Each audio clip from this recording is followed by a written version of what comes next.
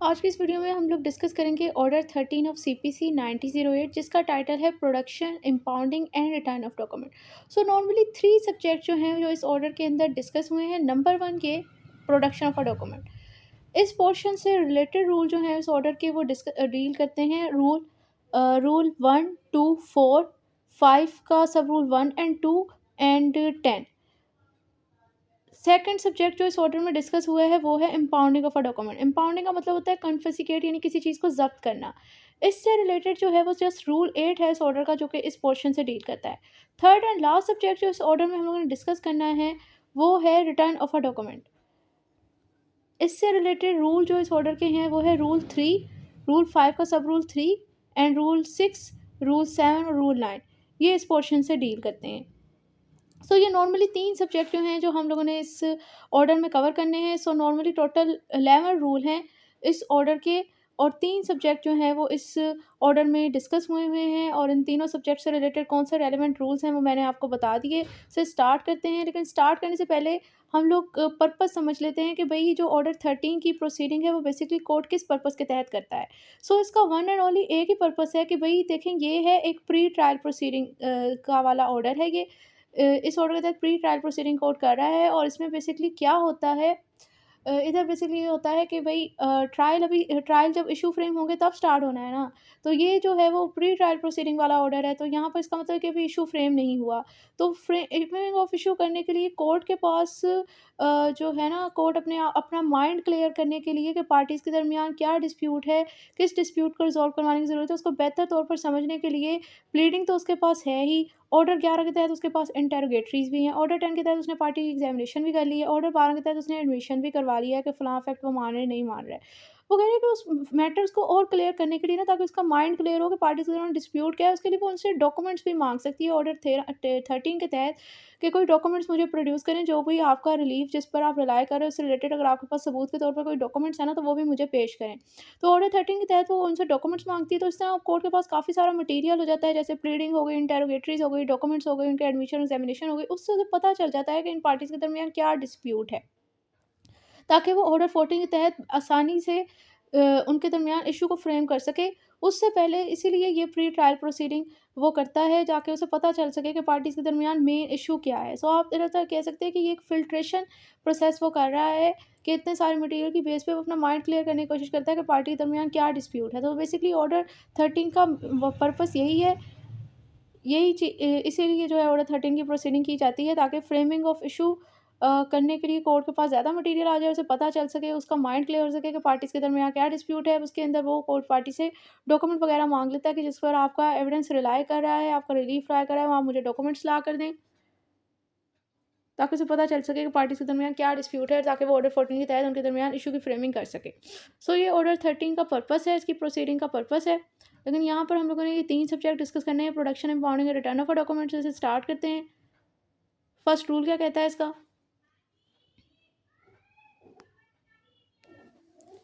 First rule क्या कहता है, इसे स्टार्ट करते हैं। First rule state that documentary evidence to be produce at the first hearing. Title से क्लियर हो रहा है कि पहली पेशी पे, फर्स्ट हेयरिंग पर ही आपने डॉक्यूमेंट्री एविडेंस प्रोड्यूस करने हैं कोर्ट में। इसका टोटल 3 सब रूल हैं। Sub rule 1 state that the parties or their pleader shall produce at the first hearing of the suit all the documentary evidence of every description in their possession of power on which they intended to rely and which has not already been filed in a court, and all document which the court has ordered to produce.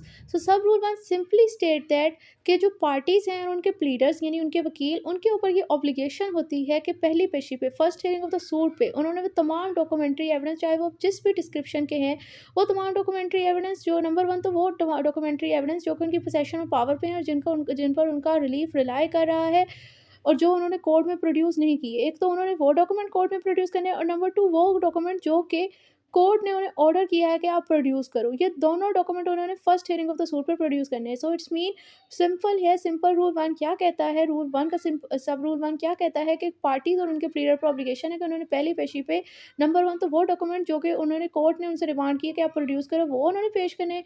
Number 2 वो document जो कि जिन पर उनका relief rely कर रहा है और जो उन्होंने कोर्ट में अभी तक जमा नहीं करवाए थे, वो उन्होंने कोर्ट में सबमिट करने होते हैं। ये दोनों डॉक्यूमेंट उन्होंने first hearing of the suit पर प्रोड्यूस करने हैं। Sub rule 2 the court shell receive the document so produce, कि कोर्ट जो है ये जो डॉक्यूमेंट प्रोड्यूस की जाए कोर्ट इनको रिसीव करेगा, provided that they are accompanied by an accurate list thereof prepared in such form as the High Court direct. मतलब ये जो डॉक्यूमेंट आप प्रोड्यूस कर रहे हो ना, इस डॉक्यूमेंट के साथ एक लिस्ट होनी चाहिए, अटैच होनी चाहिए, जो कि लिस्ट उन्हीं डायरेक्शन पे प्रिपेयर होनी चाहिए जो कि हाई कोर्ट ने डायरेक्शन दी है।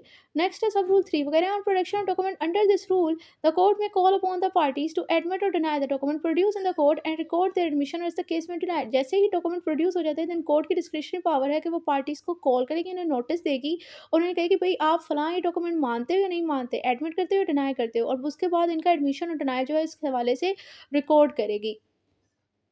नेक्स्ट है rule two, effect of non production of a documents. Effect of non production of a document मतलब अगर आप कोई डॉक्यूमेंट प्रोड्यूस नहीं करते जो कि आपसे रूल 1 के तहत रिक्वायर था कि पहली पेशी पर प्रजूद करना है, पेश करना है, आपने नहीं प्रोड्यूस किया तो उसके क्या कंसिक्वेंसेज होंगे।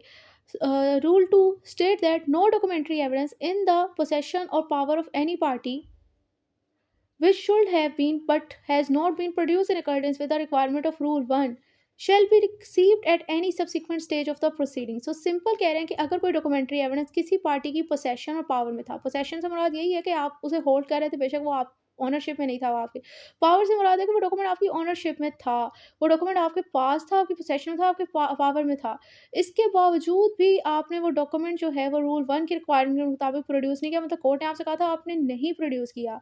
अब इस डॉक्यूमेंट को आप सब्सिक्वेंट स्टेज ऑफ प्रोसीडिंग मतलब अब कोई भी हेयरिंग होती है केस की, कोई भी स्टेज है, बेशक एविडेंस रिकॉर्ड हो रहे हैं, जो है बेशक ट्रायल हो रहा है, समन प्रोड्यूस हो रहा है, कोई भी स्टेज है प्रोसीडिंग की, उसके ऊपर आप जो है वो इस डॉक्यूमेंट को जो कि आपने प्रोड्यूस नहीं किया, जब कोर्ट ने आपसे रिमांड की तो बाद में वो कहेगी फिर अब अपने पास ही रखो, यानी वो कह रहे हैं कि अब आप उसे सब्सिक्वेंट स्टेज ऑफ प्रोसीडिंग पे भी प्रोड्यूस नहीं कर सकते।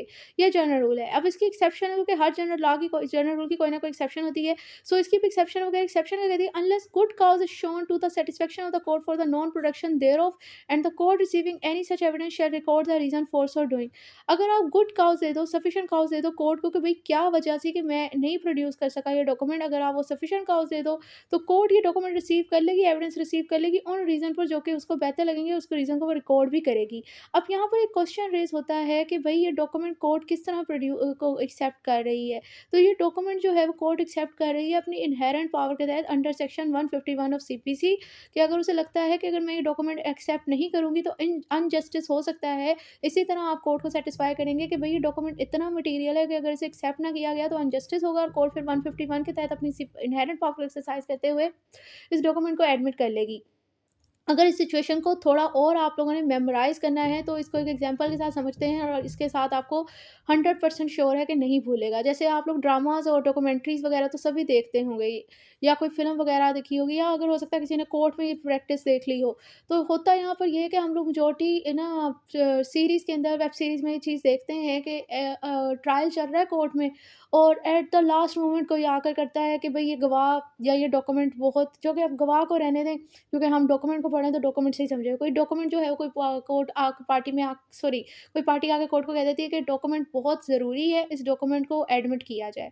फौरी तौर पर दूसरी पार्टी ऑब्जेक्शन रेज़ करती है कि भई ये लिस्ट ऑफ रिलायंस के अंदर ये डॉक्यूमेंट नहीं ऐड था, लिहाज़ा इस स्टेज के ऊपर इस डॉक्यूमेंट की जो पेश करना है वो इनवैलिड है, ये लॉफुल नहीं है, हम इसको सबूत के तौर पर नहीं मानेंगे। दूसरी पार्टी ऑब्जेक्ट कर देती है, लेकिन कोर्ट फिर भी उस चीज़ को एक्सेप्ट कर लेती है, तो फिर हम लोग कहते हैं कि भई ये क्या इन्होंने फ़िल्मी सिचुएशन की, तो ये फ़िल्मी सिचुएशन रियलिटी सिचुएशन है, ऐसा हो जाता है। क्योंकि कोर्ट जो है, कोर्ट के पास इन्हेरेंट पावर है कि भई उसने ये देखना है कि अनजस्टिस ना हो जाए पार्टी के साथ। तो इसीलिए बेशक अगर कोई डॉक्यूमेंट्स था, इतना मटीरियल था, बेशक आप लोगों ने नहीं भी लिस्ट ऑफ रिलायंस में लगाया, नहीं भी आप लोगों ने उसको प्रोड्यूस किया, जब उसको आपको प्रोड्यूस करने के लिए कहा गया था, लेकिन आप बाद में प्रोड्यूस कर देते हो और वो आपको सफिशिएंट काउज़ दे देते हो अपनी नॉन प्रोडक्शन का और वो मटीरियल होता है डॉक्यूमेंट, तो फिर कोर्ट उसको अपनी इन्हेरेंट पावर के तहत एक्सेप्ट कर लेती है किसी भी स्टेज के ऊपर। तो ये था रूल 2 और I hope with the help of example आपको समझ आ गया होगा। नेक्स्ट है रूल 3। सो वो क्या कहता है कि rejection of irrelevant or inadmissible document. The court may at any stage of a suit reject any document which it consider irrelevant or otherwise inadmissible recording the ground for such rejection. वो कह रहे हैं court की discretionary power है कि suit की किसी भी स्टेज के ऊपर कोई भी डॉक्यूमेंट जो कि इसका लगता है कि इररेलेवेंट है, not related to the suit, और उसे लगता है कि इनएडमिसिबल है, तो इसको इन्हीं ग्राउंड पे कि डॉक्यूमेंट इररेलेवेंट है, इनएडमिसिबल है, कोर्ट किसी भी सूट की स्टेज पे इनको इर्रेलेवेंट और म्यूचुअल डॉक्यूमेंट को रिजेक्ट कर सकती है, और उसके लिए ऐसा रिजेक्शन करने के बाद वो रीज़न भी रिकॉर्ड करेगी कि मैं किन ग्राउंड पे इसे रिजेक्ट कर रही हूँ। नेक्स्ट है रूल 4।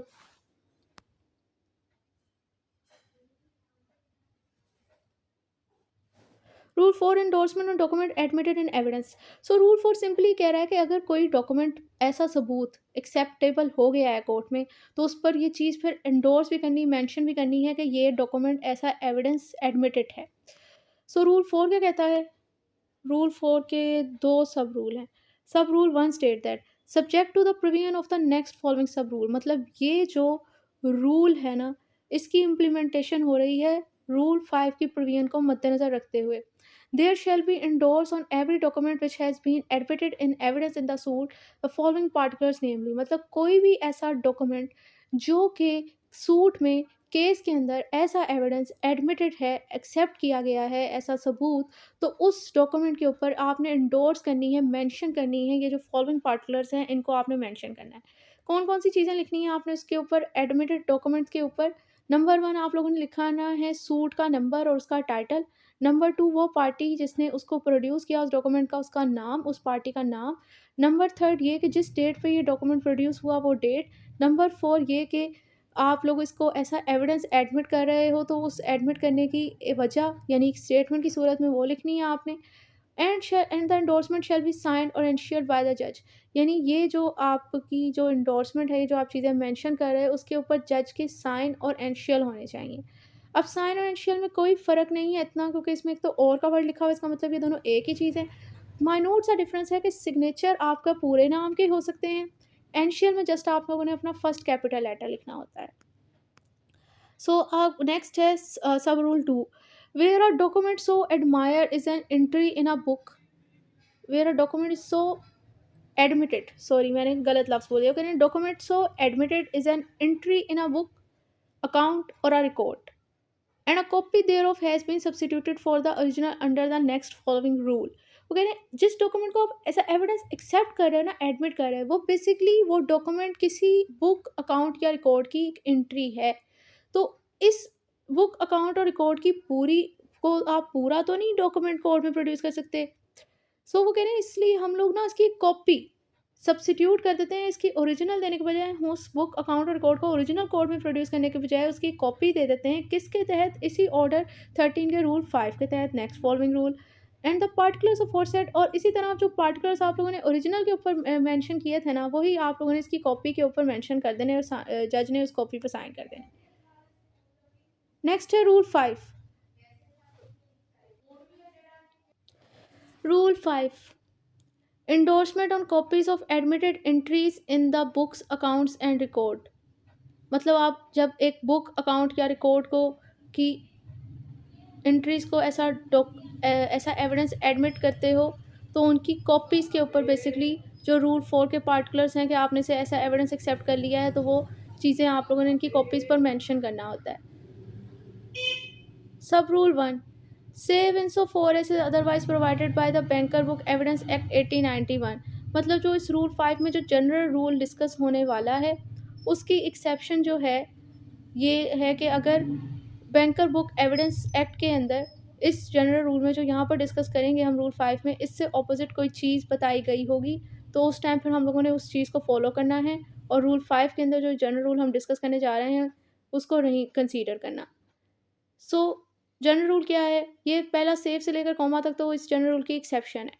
नेक्स्ट अब यहाँ से इसका जनरल रूल स्टार्ट हो जाता है। वो कह रहे हैं where a document admitted in evidence in a suit is an entry in a letter book और अ शॉप बुक और other account in a current use. कह रहे हैं अगर किसी डॉक्यूमेंट को आप सूट के अंदर एक सबूत के तौर पर एक्सेप्ट कर रहे हैं कि ये एक सबूत है, और वो डॉक्यूमेंट बेसिकली किसी लेटर बुक, शॉप बुक या कोई अकाउंट है जो कि यूज़ में है, उस उनके अंदर एक एंट्री है, the party on whose behalf the book और account is produce may furnish a copy of the entry. मतलब जिस पार्टी के बिहाफ पे अब ये अकाउंट और ये बुक जो है वो ऐसा एविडेंस प्रोड्यूस की गई है ना, वो जो कि अब ये लोग करंटली यूज़ में हैं, तो वो इसको ओरिजिनल तो कोर्ट में नहीं दे सकते, तो कह रहे हैं उन्हीं पर ऑब्लिगेशन है कि उन्होंने फिर इसकी कॉपी जो है वो सेंट्री की कॉपी जो है वो कोर्ट में ऐसा एविडेंस सबमिट करानी है। और where such a document is an entry in a public record, और जब अगर ये डॉक्यूमेंट जो कि सूट में ऐसा एविडेंस एक्सेप्टेबल हो रहा है, वो बेसिकली किसी पब्लिक रिकॉर्ड की एंट्री है, जैसे कि डेथ सर्टिफिकेट होते हैं, मैरिज सर्टिफिकेट होते हैं, बर्थ सर्टिफिकेट होते हैं, नादरा का जो भी रिकॉर्ड हो गया आपका, नकाहनामा, ये सारी चीज़ें ये क्या हैं? ये हमारे पब्लिक डॉक्यूमेंट ही होते हैं।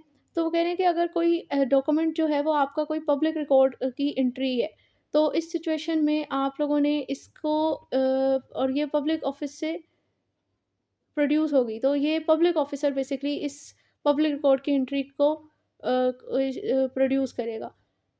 So whereas such a document is an entry in a public record produced from a public office or by a public officer or any entry in a book, मतलब जो आपका डॉक्यूमेंट आप produce करना चाहते हैं ना कोर्ट में ऐसा एविडेंस के तौर पर, वो बेसिकली किसी पब्लिक रिकॉर्ड का हिस्सा है, उसकी एंट्री है।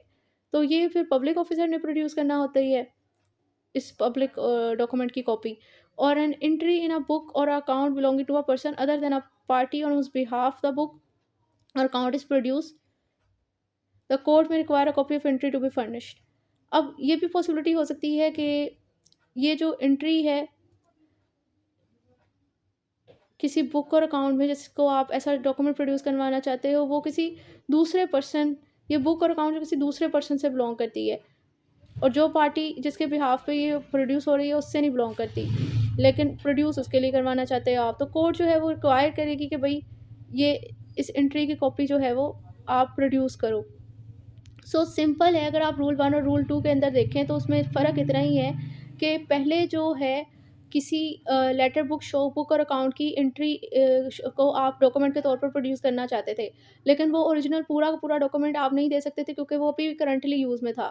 तो आप उसकी जो एंट्री, जो रेलेवेंट पोर्शन आप सबूत के तौर पर देना चाहते थे ना, आप उस एंट्री की हद तक की कॉपी कोर्ट में एविडेंस के तौर पर जमा करवा दोगे।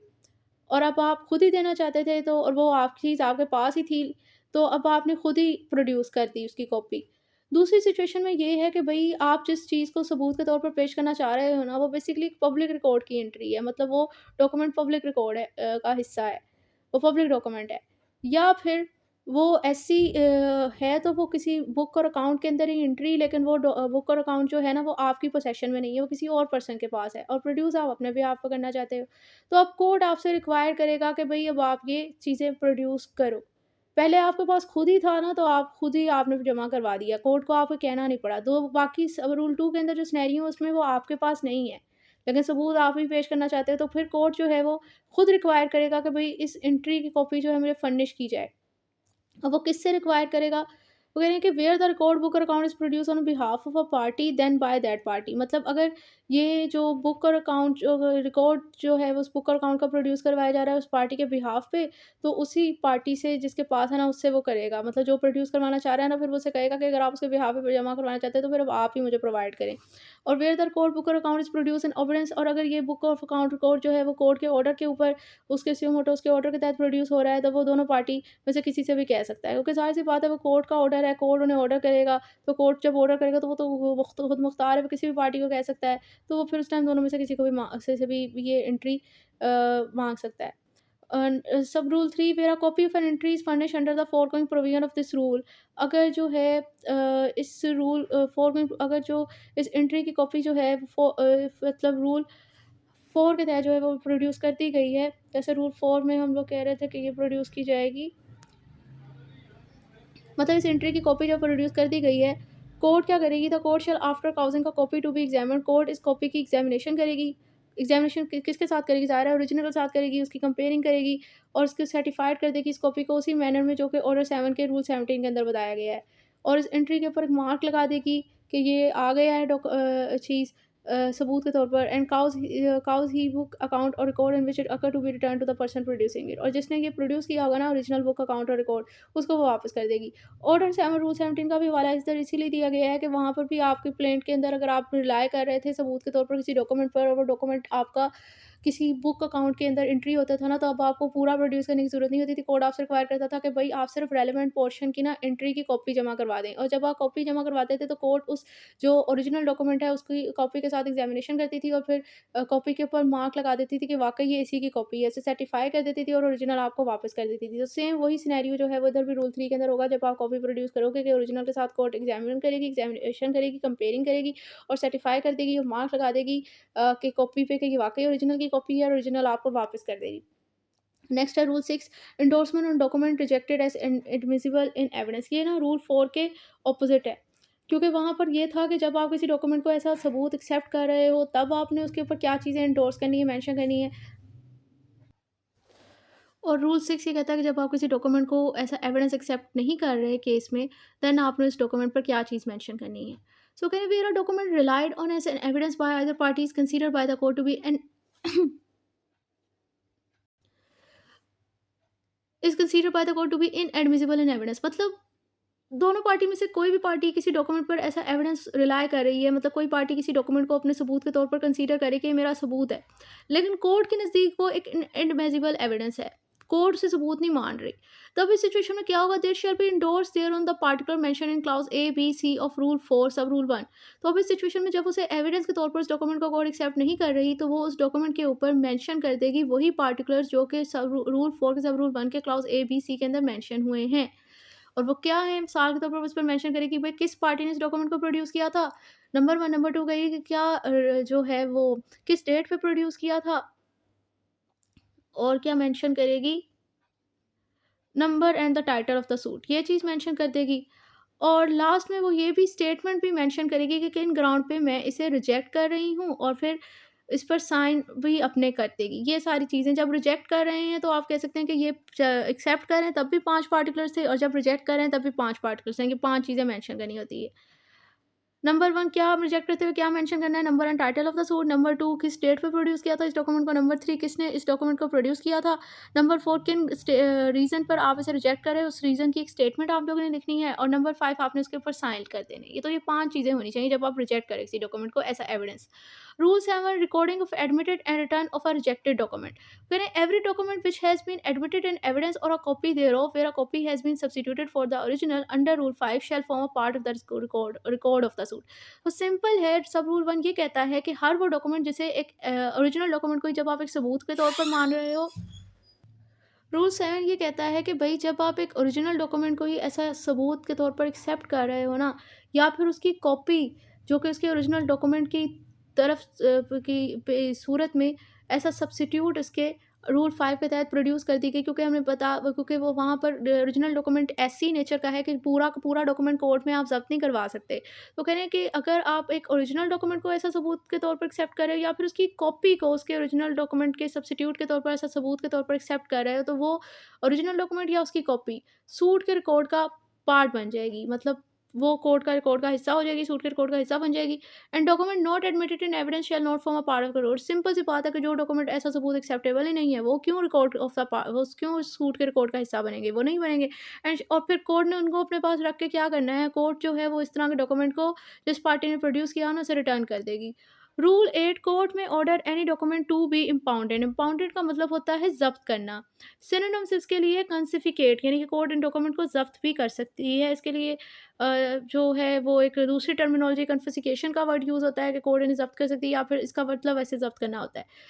वर्डिंग को छोड़ें, वो कह रहे हैं court may order any document to be impounded. इसमें क्या बताया गया है, notwithstanding anything contained in rule 5 or rule 7 of this order और इन रूल 17 ऑफ ऑर्डर 7। मतलब ये कि इस जनरल रूल से हट के इन रेलेवेंट प्रोविजन यानी ऑर्डर 7 रूल 17 और इसी ऑर्डर के रूल 5 और 7 में जो बात बताई है उसको एक साइड पे रखते हुए हम लोग जो इस रूल के अंदर बताया, इधर जो रूल में बताया गया उस चीज़ को प्रेफर करेंगे। और इन रेलेवेंट प्रोविजन जिनको हम वो साइड पे रखने के लिए कह रहे हैं, इनमें बेसिकली बताया जा रहा है कि कब एक डॉक्यूमेंट को रिटर्न किया जा रहा है। तो यहाँ पर क्या कहा बताया जा रहा है कि जब एक डॉक्यूमेंट को रिटर्न नहीं कर रहा है, बल्कि जब उस डॉक्यूमेंट को ज़ब्त किया जा रहा है, तो वो कब ज़ब्त किया जा सकता है? तो कह रहे हैं the court may if see sufficient cause direct any document or book produce before it in any suit to be impounded and kept in the custody of an officer of the court. मेरे court को अगर कोई sufficient cause नज़र आ जाए ना, तो उस sufficient cows के बेस पे वो डायरेक्शन दे सकता है कि कोई भी डॉक्यूमेंट या कोई भी बुक जो मेरे सामने वो कहता है कि कोर्ट कहता है कि सूट में प्रोड्यूस की गई है ना, इसको ना इम्पाउंड कर लो और इसे किसी फलां ऑफिसर ऑफ द कोर्ट की कस्टडी में रख दो। तो वो ऐसा करने का कह सकता है जब उसे सफिशिएंट काउज़ लगता है, उतने टाइम पीरियड के लिए और उन कंडीशन पर जो कि कोर्ट को बेहतर लगेगी। Rule 9 return of admitted document. मतलब कोई डॉक्यूमेंट जो कि ऐसा सबूत एक्सेप्ट हो गए, एडमिसिबल हैं, become a part of the record of the suit, लेकिन उन डॉक्यूमेंट को कब रिटर्न किया जाएगा, रूल 9 इससे डील करता है। So sub rule 1 state that any person whether a party to a suit or not desire of receiving back or any document produce by him in the suit and placed on the record. वो कह रहे हैं कोई person जो कि party of the suit है या नहीं, ये मटीरियल नहीं है, ये मैटर नहीं करता। कोई डॉक्यूमेंट उसने प्रोड्यूस किया था सूट के अंदर और वो पार्ट ऑफ द रिकॉर्ड है, वो उस डॉक्यूमेंट को ना वापस लेना चाहता है, तो वो बंदा शेल, अब इसमें अनलेस से लेकर कॉमा तक आप छोड़ दें, shall be entitled receive back the same, वो कह रहे हैं उसका राइट है कि वो उस डॉक्यूमेंट को वापस ले सकता है। अब इस अनलेस वाले पार्ट को पढ़ें करें, unless the document is important under rule 8, मतलब अगर वो डॉक्यूमेंट रूल 8 के तहत इंपाउंड हो गया तो तब वो अपना ये जनरल राइट भी एक्सरसाइज नहीं कर सकता। अब ये जो राइट तो उसका है और ये एक्सेप्शन है कि ये डॉक्यूमेंट इंपाउंड है ना, कोर्ट ने जब्त कर रखा है, तब आप नहीं एक्सरसाइज कर सकते। लेकिन राइट आपका है, ये राइट भी आपको एक्सरसाइज करने के लिए कुछ कंडीशन प्रेसिडेंट पूरे करने पड़ेंगे, यानी कि रिक्वायरमेंट्स में प्रिक्विजिट में यहाँ पे अपना राइट एक्सरसाइज कर सकते हैं। वो क्या प्रिक्विजिट है, वो क्लाउज ए और बी में बताइए। नंबर 1 ये कि where the suit is one in which an appeal is not allowed when the suit has been dispose of, मतलब एक ऐसा सूट जिसके अंदर अपील अलाउ नहीं थी और सूट मुकम्मल तौर पर डिस्पोज ऑफ हो गया है, कंप्लीट हो गया है। देन कंप्लीट होने के बाद और सूट में अपील भी नहीं अलाउ थी, आप अपना ये राइट एक्सरसाइज कर सकते हैं। कोई डॉक्यूमेंट आपने सबूत के तौर पर दिया होता, आप उसे वापस ले सकते हो। Clause B, where the suit is one which an appeal is allowed when the court is satisfied the time for preferring appeal has been elapsed and that no appeal has been preferred when the appeal has been disposed of। तो clause B कहता है कि अगर suit के अंदर appeal allow थी लेकिन court को सेटिस्फाई है भाई, अलाउ अपील बेशक थी लेकिन टाइम पीरियड गुजर चुका है, आपने कोई अपील ही नहीं की, और अगर अपील की भी है तो अपील भी का भी मैटर डिस्पोज ऑफ हो गया है। तो अब इन सिचुएशन के अंदर जब ऐसा सिनेरियो भी हो जाता है, देन भी आपने अगर कोई डॉक्यूमेंट सबूत के तौर पर दिया होता ना, उसको आप वापस ले सकते हो। सो सिंपल है कि एक पार्टी ने कोई डॉक्यूमेंट प्रोड्यूस किया हुआ है, पार्टी नहीं सॉरी किसी पर्सन ने डॉक्यूमेंट प्रोड्यूस किया हुआ है केस के अंदर, ऐसा एविडेंस वो एडमिटेड डॉक्यूमेंट है, और वो पर्सन जो अब उसे वापस लेना चाहता है, बेशक वो पार्टी ऑफ द सूट था या नहीं, लेकिन डॉक्यूमेंट उसी ने दिया था। अब उसे वापस लेना चाहता है, और हमने कहा है कि भई जैसे पब्लिक ऑफिसर भी डॉक्यूमेंट प्रोड्यूस कर सकता है, कोई पर्सन किसी के बिहाफ़ पे भी कर सकता है, तो वो पार्टी ऑफ द सूट तो नहीं हो गए, डॉक्यूमेंट तो वो भी प्रोड्यूस कर सकते हैं। तो वो कह रहे हैं जब वो डॉक्यूमेंट प्रोड्यूस कर रहा है ना पर्सन, और वो डॉक्यूमेंट केस के अंदर ऐसा एविडेंस एक्सेप्टेबल है, अब वो पर्सन उस डॉक्यूमेंट को वापस ले सकता है। उसको वापस लेने के लिए उसे पार्टी ऑफ द सूट है या नहीं, उसके लिए ये मटेरियल है, ये मैटर नहीं करता। और वापस लेने के लिए कुछ कंडीशन प्रेसिडेंट उसे पूरी करनी पड़ती हैं। कब वो ले सकता है, वो ये है कि भई सूट मुकम्मल तौर पर डिस्पोज़ ऑफ हो गया है और सूट पे कोई अपील नहीं बनती थी। अब ऐसा हो गया है, मतलब मुकम्मल तौर पर केस की प्रोसीडिंग फ़ारिग होने के बाद अपील भी नहीं थी उस केस के अगेंस्ट कर सकते थे, देन आप लोग अपना डॉक्यूमेंट लेने के लिए अप्लाई कर सकते हो और वापस ले सकते हो। नंबर 2 ये कि भई अपील का राइट था लेकिन अपील आपने की नहीं, टाइम पीरियड लैप्स हो गया। या अगर की है तो अपील भी मुकम्मल तौर पर डिस्पोज़ ऑफ हो गई, तो इसके बाद अब आप अपना डॉक्यूमेंट जो आपने कोर्ट में प्रोड्यूस किया था, आप वापस ले सकते हो। जस्ट एक सिचुएशन में आप नहीं ले सकते, वो ये है कि अगर आपका रूल 8 के तहत डॉक्यूमेंट कोर्ट ने इम्पाउंड किया हुआ है ना, देन आप वो अपना डॉक्यूमेंट वापस नहीं ले सकते। नेक्स्ट है प्रोवाइज़ो, जो इसकी डिस्कस हो रही है ना, वो बेसिकली इसी जनरल रूल की भी एक्सेप्शन बता रही हैं कि कब आप लोग जो जिस तरह के कुछ कंडीशन प्रेसिडेंट मैंने बताई ना, कि इन कंडीशन प्रेसिडेंट को पूरा करके ही आप अपना डॉक्यूमेंट जो आपने सबूत के तौर पर पेश किया हुआ है वो आप ले सकते हो कोर्ट से वापस। वो कह रहे हैं कुछ प्रोवाइज़ो में उसकी एक्सेप्शन बताई हुई इस जनरल रूल की, कि कब वो उस टाइम पीरियड के पूरा होने से पहले भी आप ले सकते हो। अगर proviso one state that provided that a document may be return at any time earlier than that prescribed by this rule if the person, मतलब वो टाइम पीरियड जो कि इस रूल के अंदर बताया गया है, उस टाइम पीरियड से पहले भी आप अपना डॉक्यूमेंट वापस ले सकते हैं। और वो टाइम पीरियड क्या है कि भई अपील सूट का मुकम्मल तौर पर डिस्पोज़ ऑफ होने से पहले, वो कहना कि सूट के डिस्पोज़ ऑफ होने के बाद, अपील के भी डिस्पोज़ ऑफ होने के बाद तब आप ले सकते हो। उस टाइम पीरियड मतलब कि सूट के मुकम्मल तौर पर डिस्पोज़ होने से पहले, अपील के भी डिस्पोज़ ऑफ होने से पहले आप अपना डॉक्यूमेंट ले सकते हो। कब ले सकते हो, कह रहे हैं if the person applying therefor deliver to the proper officer a certified copy to the substituted for the original and undertake to produce the original if so required, मतलब जो पर्सन अप्लाई कर रहा है इस डॉक्यूमेंट को वापस लेने के लिए, वो वही क्या करता है, प्रॉपर ऑफिसर की तरफ से एक सर्टिफाइड कॉपी दे देता है उसी ओरिजिनल डॉक्यूमेंट की। सर्टिफाइड मतलब ये कि प्रॉपर ऑफिसर के सिग्नेचर करवा के ना, उस ओरिजिनल डॉक्यूमेंट की जो कॉपी है ना, जस्ट फोटोकॉपी नहीं बल्कि सर्टिफाइड कॉपी, जिस पर एक प्रॉपर ऑफिसर के सिग्नेचर करवा के वो कोर्ट में दे देता है। और साथ में अंडरटेक यानी कि बयान हल्फी जमा करवा देता है कि जब ओरिजिनल डॉक्यूमेंट कोर्ट को रिक्वायर होगा मैं प्रोड्यूस करूँगा। जब उसने हलफनामा जमा करवा दिया, जब उसने certified copy they the original document की, देन टाइम पीरियड एक्सपायर होने से पहले, टाइम पीरियड जो है अलाउ ओरिजिनल डॉक्यूमेंट की डिमांड करने से पहले, उस टाइम पीरियड से पहले भी अगर ये 2 रिक्वायरमेंट पूरी कर दे, देन वो जो डॉक्यूमेंट इसने प्रोड्यूस किया ना एज़ एविडेंस कोर्ट में, वो उसको वापस ले सकता है कोर्ट से। Second proviso provided also that no document shall be return which by force of the decree has become wholly void or useless. इसी तरह सेकंड प्रोविज़ो कहता है कि कौन-सा डॉक्यूमेंट आप वापस ले ही नहीं सकते। वो कह रहे हैं ऐसा डॉक्यूमेंट जिसे बाय फोर्स ऑफ डिक्री, मतलब डिक्री के तहत वॉइड और यूज़लेस डिक्लेयर कर दिया गया हो, ऐसे डॉक्यूमेंट को आप वापस नहीं ले सकते। अब इसके पीछे प्रूडेंस क्या है? भई देखें, अगर एक डॉक्यूमेंट को कोर्ट ने वॉइड डिक्लेयर कर दिया, आप उसे वापस ले लो। उसी डॉक्यूमेंट के बेस पे आप दोबारा लिटिगेशन स्टार्ट कर दो। नया कोर्ट भी उसके ऊपर प्रोसीडिंग करता रहे और फिर उन्हें बाद में पता चल जाए कि ये तो वॉइड था। तो इस तरह आप लोगों ने किसी कोर्ट का प्रीशियस टाइम ज़ाया किया और आप उस डॉक्यूमेंट की बेस पे ऊपर अननेसेसरी और फ्रॉवलियस लिटिगेशन कंटिन्यू करके रखे हुए हो बेबुनियाद। तो इस सिचुएशन के अंदर कोर्ट जो है, अगर किसी डॉक्यूमेंट को वॉइड उसने डिक्लेयर कर दिया ना, तो वो कहती है भाई मैं अब इसे वापस नहीं करूँगी, ताकि आप इसकी बेस पे अननेसेसरी लिटिगेशन ना कर सको। तो कहते हैं ऐसे डॉक्यूमेंट को फिर वो वापस नहीं करती। सब rule 2 on the return of a document admitted in evidence a receipt shall be given by the person receiving it. मतलब जब डॉक्यूमेंट वापस किया जाता है ना, जो कि ऐसा एविडेंस एक्सेप्टेबल है, तो जो पर्सन इसे रिसीव कर रहा होता है ना, वो एक रिसीट भी देता है, रिसिप्ट भी देता है कि भई मैंने ये रिसीव कर लिया है।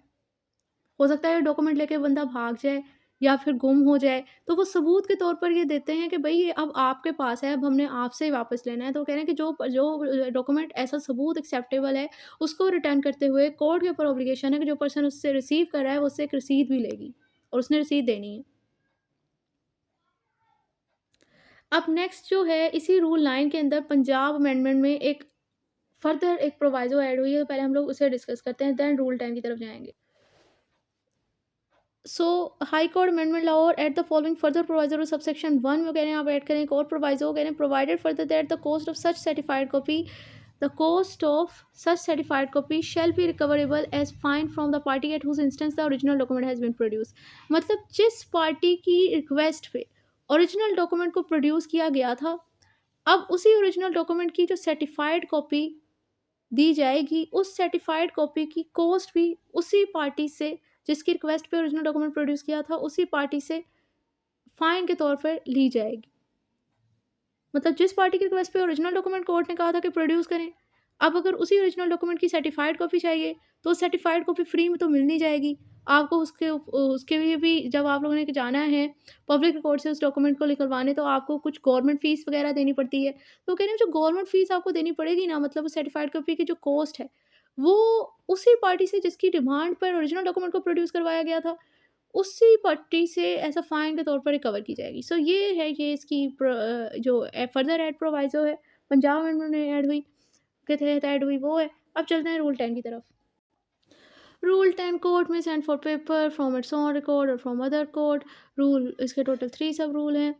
सो सब रूल 1 क्या कहता है, the court may of its own motion and may in its discretion upon the application of any of the party of the suit send for either from its own record or from any other court the record of any other suit or proceeding and inspect the same. वो कह रहे हैं court की power है, discretionary power है कि वो स्यो मोटो बजाते खुद या किसी पार्टी ऑफ द सूट की एप्लीकेशन पर उसकी डिस्क्रिशनरी पावर है कि कोई भी सूट का रिकॉर्ड जो है उसके पास खुद मौजूद है या किसी दूसरे कोर्ट के पास मौजूद है, तो वो उस रिकॉर्ड को सेंड कर सकता है या फिर जो है वो उस रिकॉर्ड की जो उसके पास मौजूद है किसी दूसरे कोर्ट से आया है उसकी इंस्पेक्शन कर सकता है।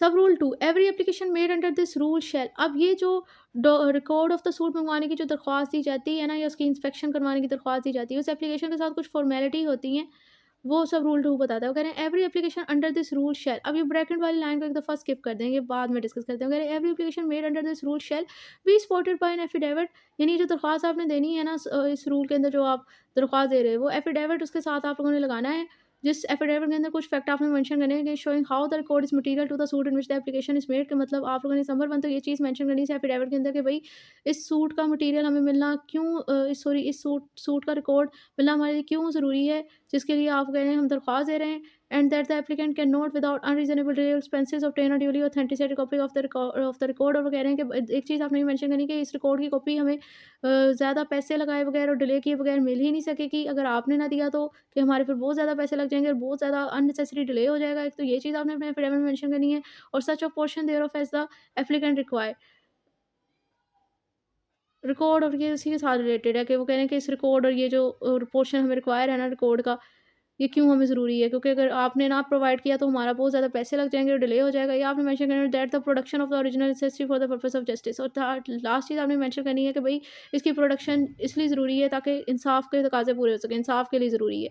ये सारी चीज़ें आपने अपनी एफ़िडेविट में लिखनी है, और ये एफ़िडेविट आपने अपनी या दरख़्वास्त में लिखनी है, उसके साथ एक एफ़िडेविट में ही लिखनी है, और उस दरख़्वास्त के साथ आपने ये एफ़िडेविट लगाना है। अब ये क करें अब ब्रैकेट वाली लाइन पे चलें, करें unless the court otherwise direct अगर एफिडेविट लगाने का ना कहे कोर्ट आपको, तो फिर आपको लगाने की ज़रूरत नहीं है। Sub rule 3, nothing contained in this rule shall be deemed to enable a court to use in evidence any document which under the law of evidence will be inadmissible in the suit. ये sub rule 3 बड़ा important है, क्योंकि इसमें बता दिया गया है कि इस रूल के अंदर कोई ऐसी चीज़ नहीं है जो कि कोर्ट को एम्पावर करे, उसे इनेबल करे, उसे ये राइट पावर दे रही है कि कोई ऐसे डॉक्यूमेंट को वो ऐसा सबूत के तौर पर एक्सेप्टेबल करे जो कि लॉ ऑफ एविडेंस यानी कानून शहादत के अंदर सूट में इनएडमिसिबल है। अब हमें पता है कि कानूनी शहादत के अंदर कौन-कौन सी चीज़ को इनएडमिसिबल एविडेंस करें, जैसे कि सुनी-सुनाई शहादत है, इससे एविडेंस की कोई हैसियत नहीं है under the QS of provision. Number 1, number 2 ये है कि आर्टिकल 37, 38 के तहत जब आप पुलिस के सामने कोई कन्फेशन करते हो, तो उसको भी ऐसा एविडेंस एक्सेप्ट नहीं किया जा सकता। नंबर 3 नंबर 3 इनवॉलंटरी कन्फेशन, मतलब है कोई ऐसा कन्फेशन जिसके अंदर वो होता है जो प्रेशराइज़ किया हो किसी पार्टी को, या कोई लालच दिया हो, कोई इंड्यूसमेंट हो, तो ऐसे इनवॉलंटरी कन्फेशन की भी कोई हैसियत नहीं होती। और इसी तरह कोई नंबर 4 ये है कि कोई डॉक्यूमेंट्स जैसे उसमें कानूनी शहादत की प्रोविज़न में है कि अगर किसी डॉक्यूमेंट्स को की एग्जीक्यूशन को साबित करने के लिए 2 गवाह होने ज़रूरी हैं, तो अगर 2 गवाह ना हो तो फिर उस डॉक्यूमेंट को वैलिड नहीं माना जाता कानून की नज़र में। तो वो कह रहे हैं कि जिस तरह कानूनी शहादत की प्रोविज़न में ये जो 3-4 डॉक्यूमेंट्स मैंने बताए, इसके अलावा अदर भी 164 प्रोविज़न है टोटल उसकी कानूनी शहादत में बहुत सारी रेलेवेंट एग्ज़ाम्पल हैं, इससे रिलेटेड मैंने 3-4 ही दी हैं। कि अगर वो कह रहे हैं जो क्यूएसओ की प्रोविज़न में जो कोई डॉक्यूमेंट्स या कोई जो चीज़ें जो है ना, जिनको हम सबूत के तौर पर एक्सेप्ट नहीं कर सकते, तो इस रूल के अंदर भी कोर्ट के ऊपर वो ऑब्लिगेशन है कि कोर्ट को वो राइट नहीं है कि जो चीज़ कानून शहादत के तहत ऐसा सबूत एक्सेप्टेबल नहीं है कि वो कोर्ट यहाँ पर उसे एक्सेप्ट करे, ऐसा एविडेंस उस डॉक्यूमेंट को। जैसे कानूनी शहादत के अंदर सुनी-सुनाई शहादत की कोई वैल्यू नहीं है, तो ये रूल एम्पावर नहीं करता कोर्ट को कि वो किसी सुनाई शहादत को एक्सेप्ट करे। जिस तरह कानूनी शहादत कहता है कि भई एक डॉक्यूमेंट है और उसकी एग्जीक्यूशन तभी साबित होगी जब 2 विटनेसेस के साइन होंगे। तो अगर कोई डॉक्यूमेंट ऐसा कोर्ट के सामने आ जाता है जिस पर साइन नहीं है 2 विटनेसेस के, तो कोर्ट एम्पावर नहीं है कि वो उस डॉक्यूमेंट को ऐसा एविडेंस एक्सेप्ट करे। तो आई होप ये पॉइंट आपको समझ आ गया होगा। नेक्स्ट है रूल 11, ये इसकी जनरल प्रोविजन है। Provision as to the document apply to material object. The provision herein contain as to the document shall as far as may apply to all other material object reproducible as evidence. मतलब कहना है कि document के अलावा और भी कोई material object जो कि एविडेंस के तौर पर प्रोड्यूस हो सकते हैं ना, तो उन तमाम मटीरियल ऑब्जेक्ट्स के ऊपर भी इस ऑर्डर की जो प्रोविजन है ना, जो डॉक्यूमेंट से रिलेटेड है, वो सेम वही प्रोविजन उन डॉक्यूमेंट्स के उस मैटर्स मटीरियल्स के ऊपर भी अप्लाई होगी। मिसाल के तौर पर डॉक्यूमेंट्स के अलावा दूसरी चीज़ें भी केस के अंदर प्रोड्यूस होती हैं, केस के अंदर ट्रायल के अंदर आपके रिलीफ को साबित करने के लिए।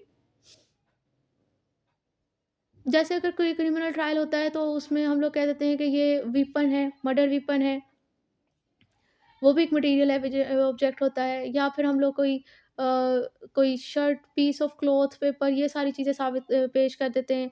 इसी तरह यहाँ पर मटेरियल ऑब्जेक्ट्स कौन से हो सकते हैं सिविल मैटर के अंदर डॉक्यूमेंट्स के अलावा? हो सकता है कोई वो हो, टेक्नोलॉजी का प्रोडक्ट है, कोई यूएसबी है उसके अंदर सबूत हो, कोई सीडी हो, कोई मोबाइल हो, स्क्रीनशॉट्स हों, ये सारी चीज़ें भी मटीरियल ऑब्जेक्ट्स ही हैं। तो वो कह रहे हैं कि अगर उनके अंदर एविडेंस होगा ना, तो उन तमाम मटीरियल ऑब्जेक्ट्स के ऊपर भी जिनको हम सबूत के तौर पर पेश कर सकते हैं, जैसे कि स्क्रीनशॉट, कोई technology device, USB, mobile, computer, या ये सारी चीज़ें जिनको हम लोग सबूत के तौर पर प्रोड्यूस कर सकते हैं। वो कह रहे हैं उन मटीरियल ऑब्जेक्ट के ऊपर भी इस ऑर्डर की प्रोविज़न जिस तरह डॉक्यूमेंट के ऊपर अप्लाई हो रही हैं, वही सेम प्रोविज़न उन मटीरियल ऑब्जेक्ट पर भी अप्लाई होंगी वैसे ही। सो ये रूल 11 था, और आई होप ये आपको इसकी लॉजिक समझ आ गया होगा। और इसी तरह हमारा ऑर्डर 13 जो है वो कंप्लीट हो गया। नेक्स्ट वीडियो में इंशाल्लाह ऑर्डर 12 और 11 कंप्लीट करेंगे।